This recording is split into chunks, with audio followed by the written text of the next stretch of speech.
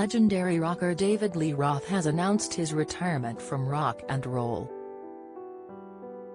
The Van Halen frontman, 66, surprised all when he announced he'll be done performing after his previously scheduled January 8 show at the House of Blues at Mandalay Bay in Las Vegas. "I am throwing in the shoes. I'm retiring," Roth told the Las Vegas Review-Journal. He didn't dive into details with the paper, going on to say, "I'm not going to explain the statement. The explanation is in a safe. These are my last 5 shows." David plans on going out with a bang, set to rock at the House of Blues at Mandalay Bay on New Year's Eve, New Year's Day, January 5, January 7 and finally on the 8th. Tickets for those shows go on sale 10 a.m. PST on Saturday morning. The announcement comes nearly a year after Van Halen had disbanded following the death of legendary guitarist Eddie Van Halen. Eddie died from cancer just 10 days after original Van Halen bassist Mark Stone also died from cancer. Eddie's son Wolfgang Van Halen made the announcement that the iconic band had disbanded during a November 2020 appearance on The Howard Stern Show as he explained, "You can't have Van Halen without Eddie Van Halen." David grew up in Indiana before moving to Pasadena, California in his teens, where he began his music career by singing solo in addition to an R&B-inspired rock group called Red Ball Jets. Meanwhile, another Los Angeles band named Mammoth, with, occasionally rented the Red Ball Jets PA system for $10 a night. After a few failed auditions, Roth officially joined Mammoth as lead singer before they changed their name to Van Halen in 1974.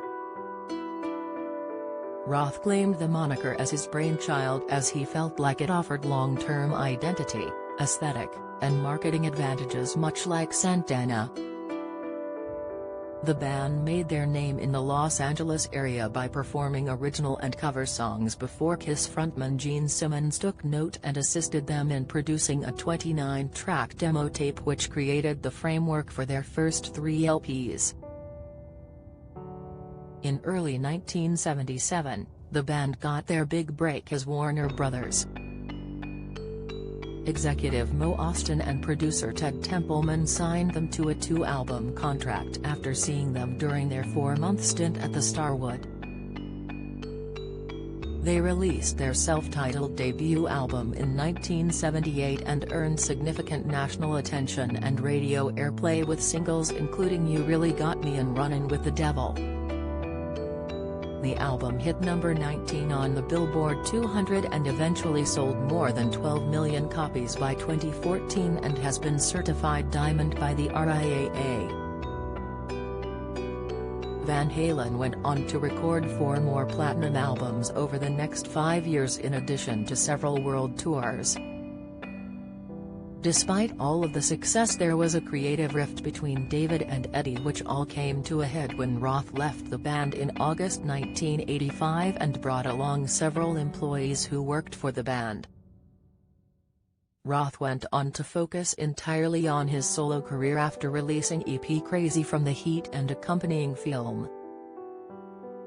He then assembled a virtuoso supergroup consisting of guitarist Steve Vai, previously of Frank Zappa's band, bassist Billy Sheehan, previously of Talas, and drummer Greg Bissonette, previously of Maynard Ferguson's big band, before releasing solo LP Eat 'Em and Smile in July 1986.